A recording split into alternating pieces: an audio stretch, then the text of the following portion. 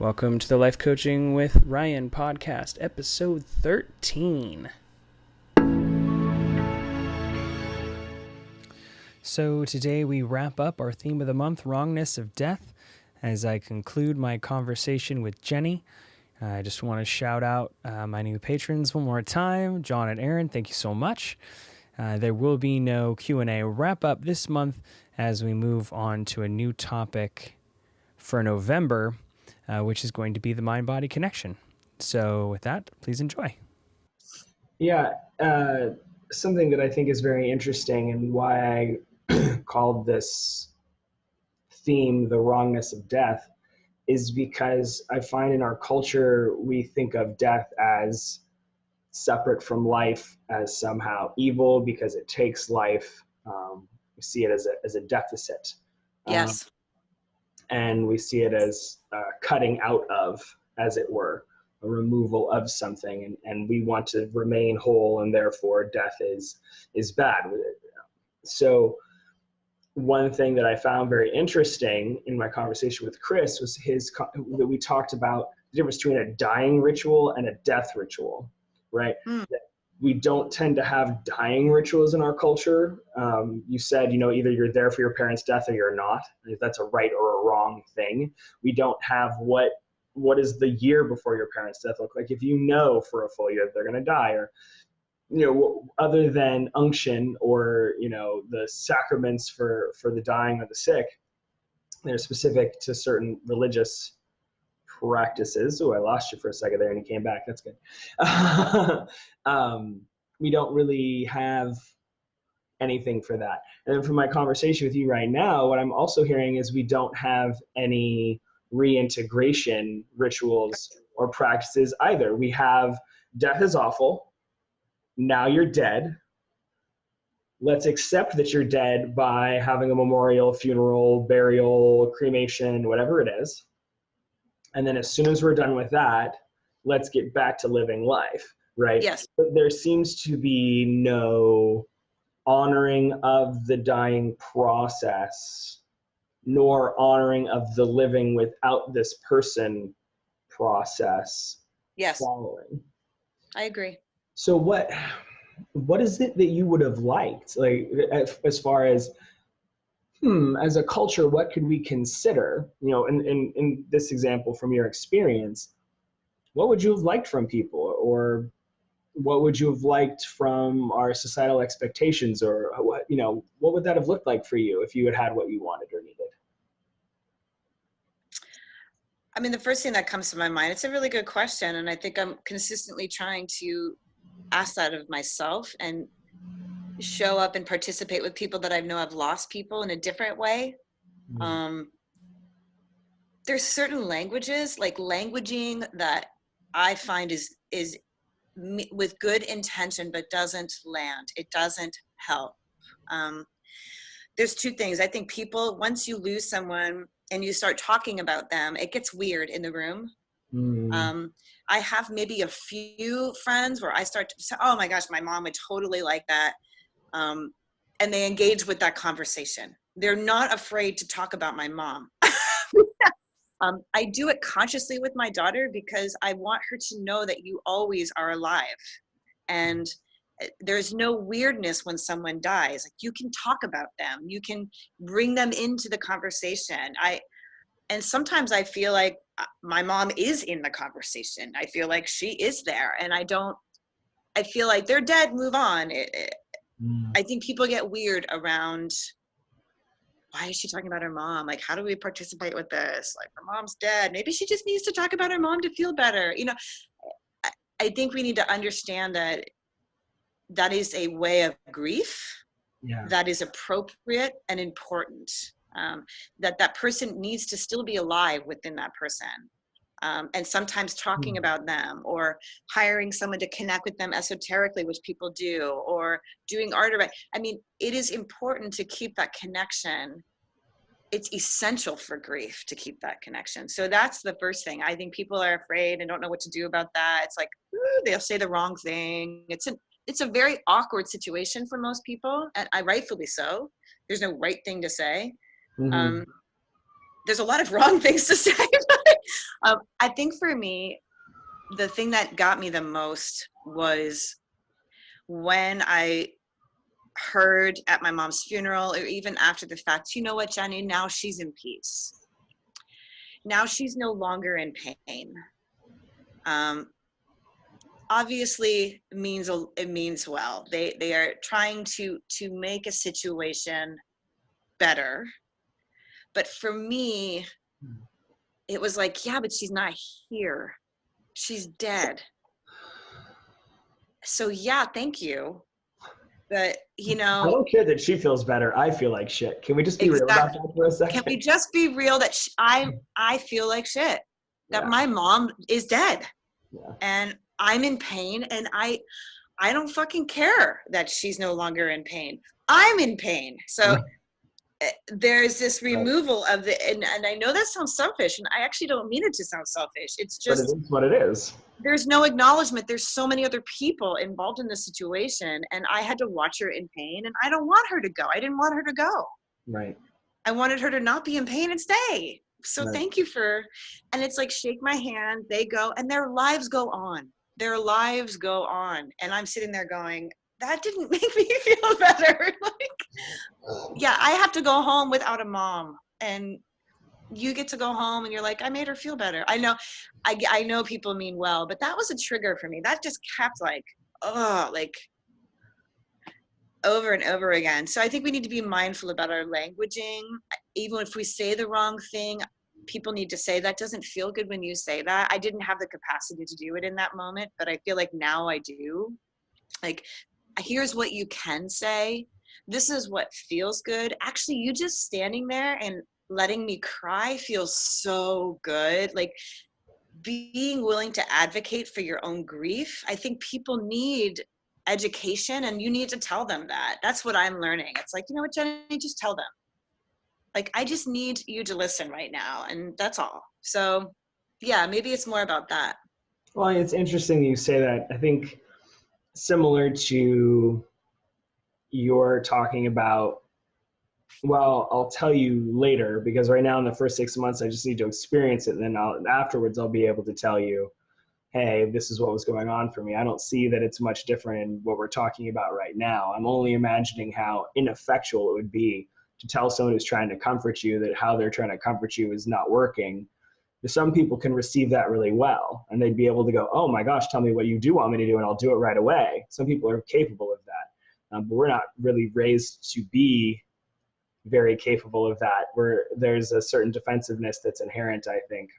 I agree. Where a lot of people would just put like, oh, you didn't receive the care I was trying to give you. You've rejected me, and now I'm mad at you for rejecting me. And that's a very natural, normal human experience. Yes. Which is why I think it's valuable to have these conversations now, so that anyone who is listening could consider, oh, I really want to be effective with this person who just experienced loss. I wonder how I could do that. And now they have more tools, right? Yep.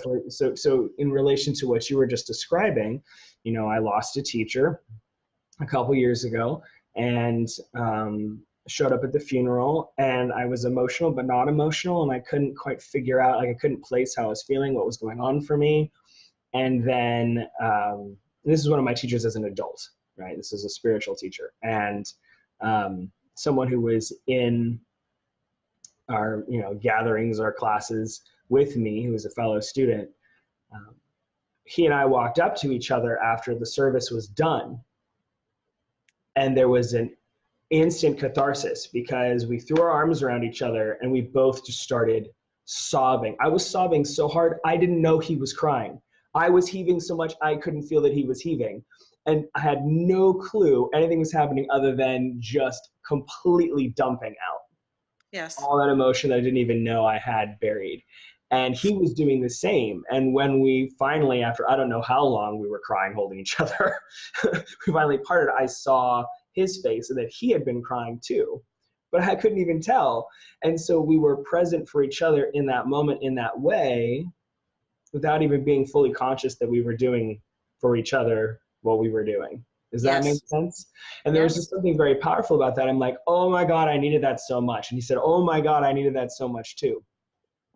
And there aren't very many circumstances that are comfortable, welcome, acceptable, etc. in our culture where two grown men would throw their arms around each other and just sob. That's true. And I'm not saying that as an indictment, but certainly I was very grateful. I guess to put a clearer picture on it, I was very grateful in that moment that was okay. Yes. I was very grateful for that. I would not have wanted to talk about it. I would not have wanted to hear any words. Just being able to cry was huge. Yep. It was huge. Yeah.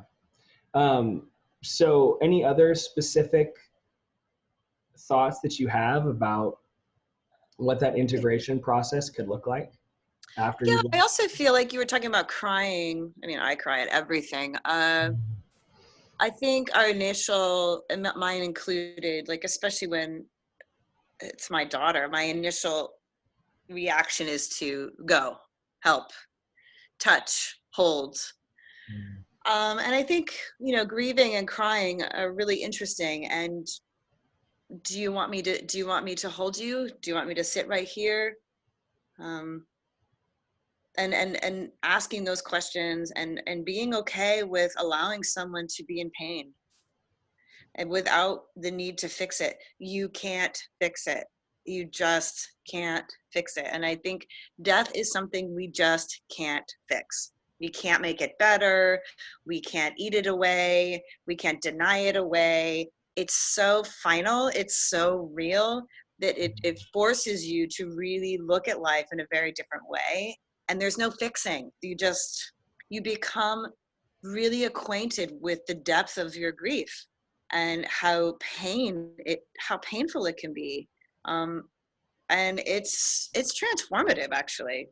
It's really transformative if you allow yourself to go through that. I remember in 9/11, I lived in New York for 9/11, and it was pretty. I didn't know that. It was pretty fucked up. It was like, people with white dust all over. I couldn't find my partner. I mean, it was trauma. And I remember 2 days later, I think it was Giuliani who was I don't remember who the mayor. He's like, get back out there and shop. Let's keep making New York great. And I remember feeling like, seriously?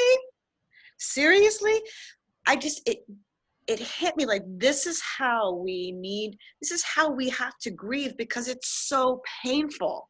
We're like, what can I do to not feel this? What can I do? It just reminded me. And I remember New York was like, we're not going to do that. We're going to do visuals. We're going to do visuals. We're going to, we're going to cry. We're going to have in parks, just cry. And I remember going, thank God, we're not shopping and eating at restaurants right now.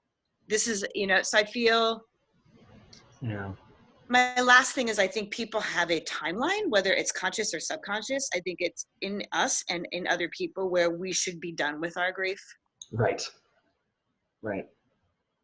I think it's Elizabeth Kubler-Ross talks about the different stages, and I agree with those stages, not in the same order as her, but right. But even that, to me, even though I appreciate it, feels so regimented.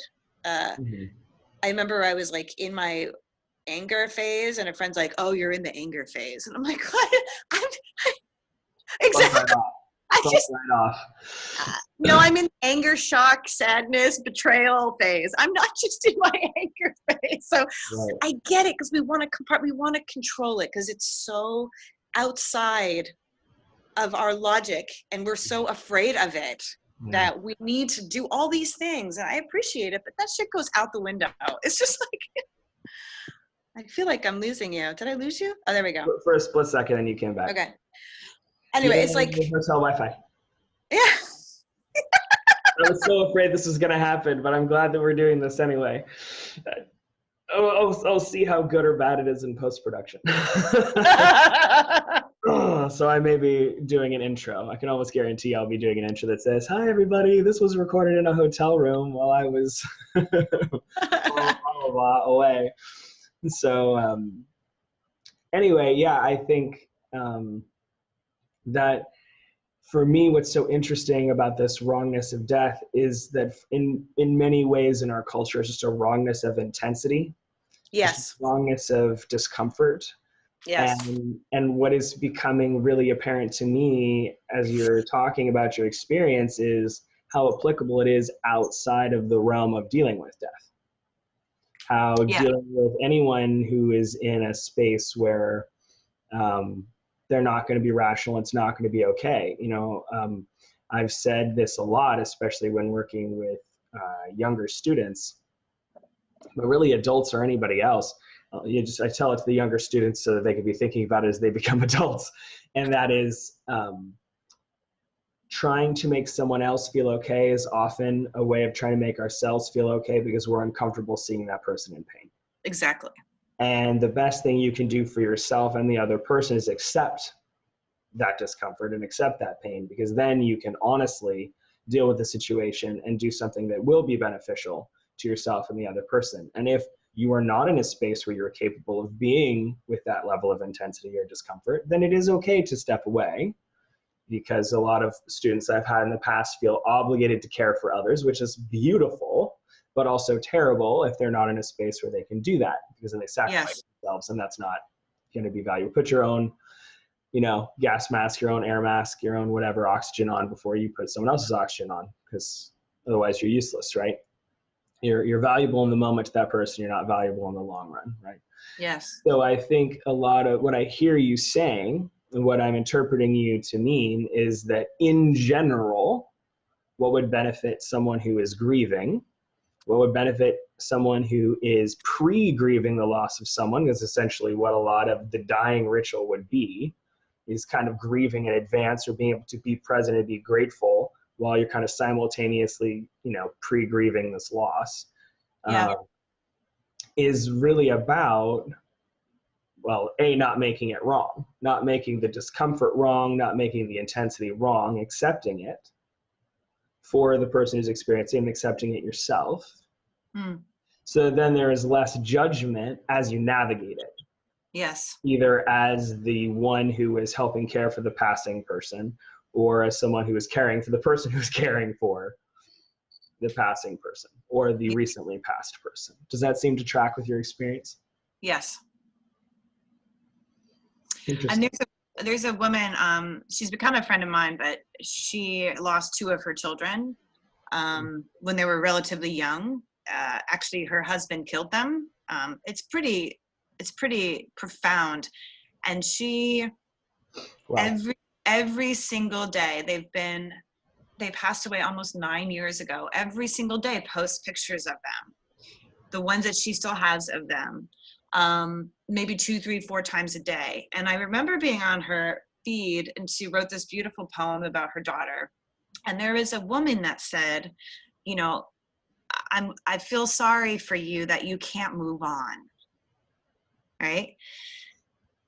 And she wrote the most eloquent, I would have been like, fuck you. Yeah. Maybe on my inside voice, maybe not my outside voice, but Gotta be. but to me, it was a great example of how her posting pictures of her children was making this woman feel uncomfortable. Right. That makes sense. Like, oh yeah, then just leave her page. Like, just exactly. don't be on her page. Like, I couldn't have been there for that. That would have been far too intense for me. I would have seen that a couple days in a row and been unfollow.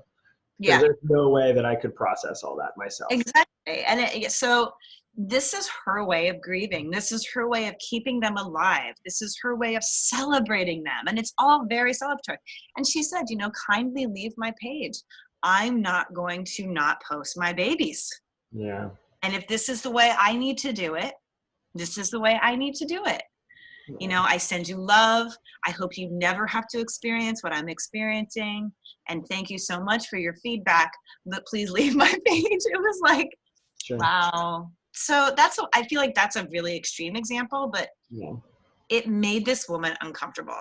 And it was about this woman. So once again, everybody gets to grieve the way they need to grieve.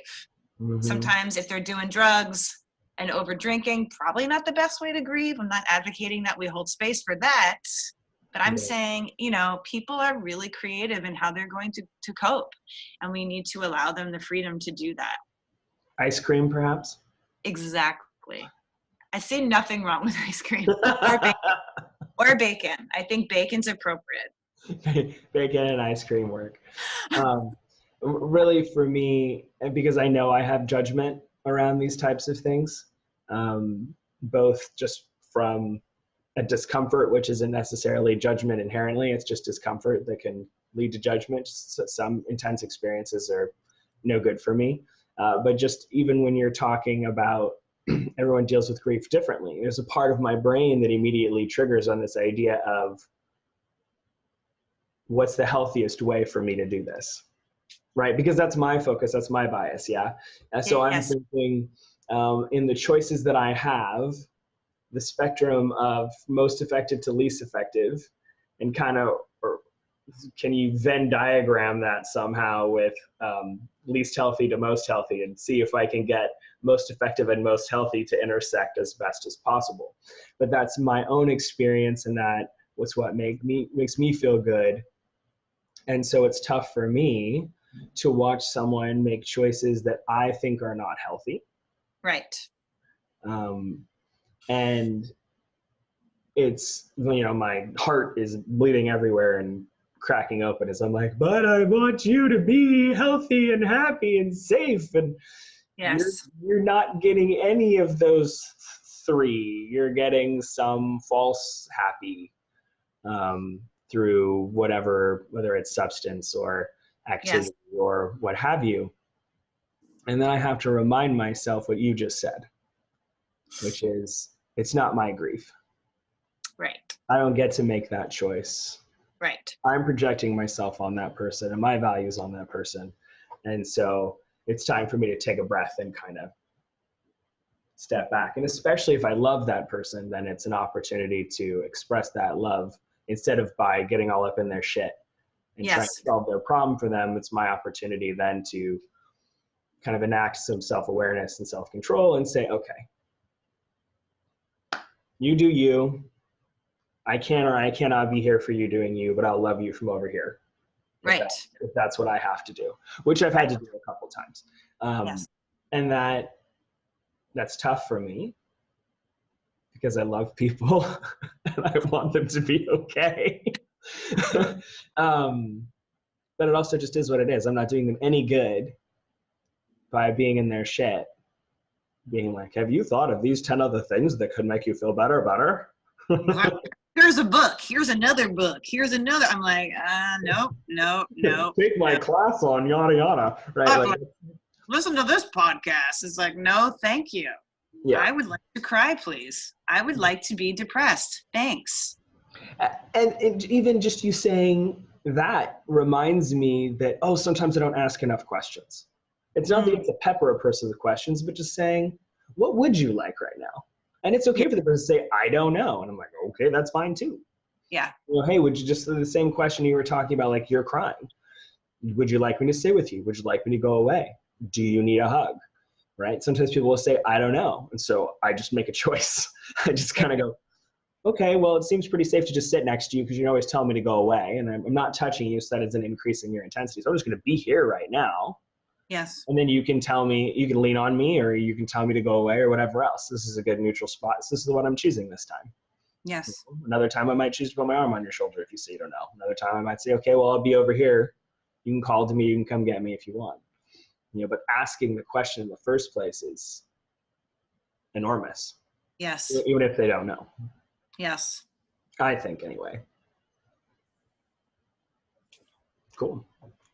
Well, I'm trying to think if there is any last thoughts to have. I mean, we talked about recommendations. We talked a little bit about reconciliation. We talked mostly about your mom. I guess, was there anything from your experience, the loss of your father, that you wanted to touch on in the context that we've been discussing?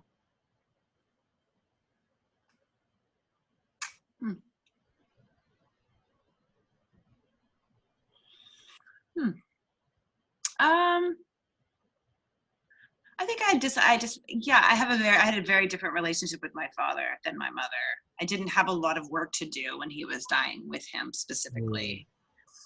In fact, I could sit and watch Fox News with him, you know, and drink whiskey with him, and laugh at like the stupid stuff I used to do. Or my dad, my dad was very open to having discussions my whole life. So he and I had a very specific dynamic. It wasn't like he would be surprised if I said, Dad, I don't like that you did this, or Dad, tell me a little bit more about this. I think I got to witness my dad be loved by his own father. And that was extremely emotional for me to observe. I think he spent most of his life wanting his dad to really love him. And I mean, love him, like say, I love you. And hold his hands and say, I'm proud of you. And I got to witness my grandpa do that to my dad. And I could tell, like, I saw my dad smile like he was a 5-year-old boy. And I knew that he would be okay if he died. Like, that's really what he needed at the end of the day. He had done everything else and made his amends and, you know, did a lot. He was an alcoholic. So he spent 15 years sober. He made all of his amends. Like, my dad just like cleaned up shop. So by the time that he died, it was like super clean, you know? Yeah. Super clean. So I think the only difference between my dad and my mom is I feel my dad. I literally feel my dad every day. So I actually feel my dad's presence. He's a part of you in a way that your mom is not. It's my mom. I do not feel that often, actually. And I think I've been surprised by that. I think everyone has different belief systems. I mean, I've always questioned that, like, you know, but I'm open. But I feel my dad. I feel like my dad is very much orchestrating things in my life for me. I feel on many levels, my dad is being my dad, esoterically. He wasn't around that much when I was a kid. So I feel like now he's showing up in a way that I wasn't expecting. Yeah. It's very different. Yeah. Huh. Cool. Yeah. Very cool. I also I think of my dad. My dad had a very funny sense of humor. And so when my mom died, I was sitting there talking to my stepmom and I'm like, I could totally hear my dad going, I can't get away from you, you know, like about my mom. Like, seriously, I die and you have to die too. Like, I can hear my dad up like somewhere smoking a cigar, you know, my mom standing there going, seriously, can't you give me 5 years without you? Like, in a loving way, but you know, sure. Like seriously, why you gotta follow me? So he had that kind of sense of humor. Yeah. That's the only difference. Yeah. Yeah. So what I'm getting from this part of the conversation is that you had already had a transformative experience with your father. So his passing was not the transformative experience. Exactly. His death was how he lived his life with you. You were able to have a very different experience, therefore, than having had an unresolved relationship with your mom. And so your relationship transformed in her passing. Yes, and after, as opposed to beforehand. So especially with the family dynamics coming out and everything else is a very, very different experience than just because clearly some of that family dynamic, because I assume your father was part of the dysfunction too, because he was a part of his childhood. That dysfunction didn't come out in his passing. No. Only in your mother's passing. Yeah. Interesting. Very. Yeah. Especially losing them so close to each other. I can't imagine that was... I'm sure they didn't make things less intense. Let's just put it that way. Yeah. Let's just put it that way. Awesome. Well, thank you so much for hanging out with me today. I appreciate it. Hopefully the parts of the conversation that got a little choppy aren't so much to distract from the content. And certainly if there's anything that's too wonky, I can try to, sneak in a short call with you some other time. Be like, hey, could you talk more about that? But I suspect we'll be good. I hope we're good. Thanks for talking about this topic as well. I think it's really important. Absolutely. Yeah. And it struck me because I myself have a pretty profound fear of death. When I was growing up, I didn't have a profound fear of death. And in fact, I was okay about being around dead things. And I felt very confident in or comfortable kind of being with passing, having lost my three grandparents, well, two of my grandparents when I was in my early adolescence. And I was there each time a pet was put down. And I felt very right, and it felt very good to be there. I felt like that's how it should be, was to be there. And then I had a certain point in my life where I'm with the partner that I'm with, and suddenly I had something to kind of live for, I suppose. And then the thought of dying was absolutely terrifying. Yeah. Because now there's something to lose. Yes. And thinking about how that informs my decisions really made me think, because of this conversation I had with my buddy Chris, how would my life be different if I wasn't afraid of death? How would everyone's lives be different if we were able to be present with death? So I'm grateful to have people that want to talk to me about it. Yeah. Because it helps me consider a different perspective. Because I'm not convinced of any particular metaphysical reality. And so some of the comfort that people get from being confident about that, I simply don't have. I understand that. So I've been meditating more on what does it mean for me if when I pass, that's it. Yep. This is the sum total of my existence. What does that mean? And what does that mean for the life I've lived? And what does that mean for the people that get here to live after me? Because if I'm not the center of the universe, right. Then when I pass, things keep moving and I'm gone except for whatever ripples caused in people's lives. So what do I want those ripples to be? If I lived my life like there was no afterlife, would that change anything? Maybe it wouldn't change anything. Maybe it would just change how I feel about it, but I would still make all the same choices. I would just feel differently when I made those choices. Who knows? So having these conversations is really fantastic because it gives me a perspective on others' experiences in their direct relationship with death and how they experience in their lives. And it gives me other things to consider when I meditate on my own life. I was once told by that same teacher who passed away, look over your left shoulder and there is death. And if you want to ask death a question. The first time he said that, I just I could never do that because I don't want to believe you're real. Yeah. I can't consider talking to you because talking to you means I'm mortal and I'm gonna die. And I don't want to die.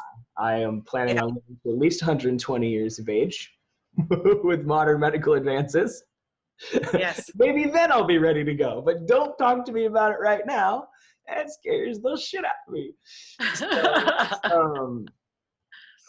So I'm still not there yet where I could be like, yeah, I acknowledge that as any type of reality. But I'm in a space where I can at least think about what if this is it?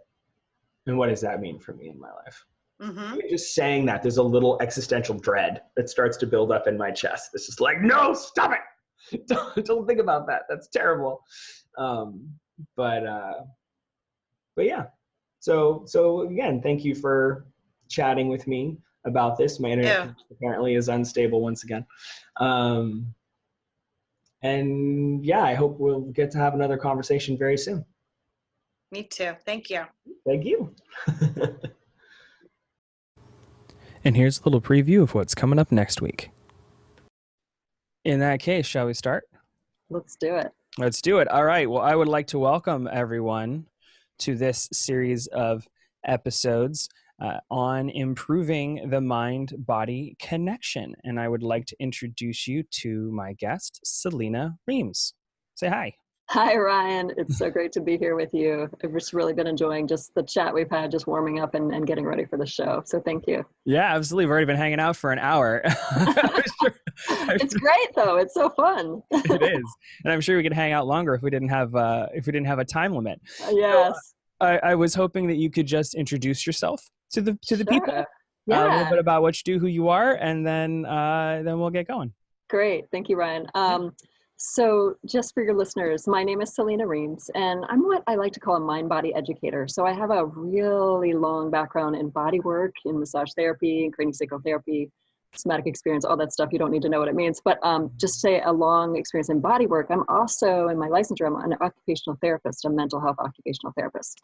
So what I do is I essentially combine a lot of those things from my lifetime of experiences and work in different settings. And I now do still body work, which I love because it informs everything I'm doing and the people I'm working with. But I also do a lot of mind-body education, working with mindfulness meditation practices, and also doing, a lot of kind of pushing out into the online course world as well, which is such an interesting journey. Yeah, which is actually how we met, which is is a lot of fun. Yes, totally fun. Yeah.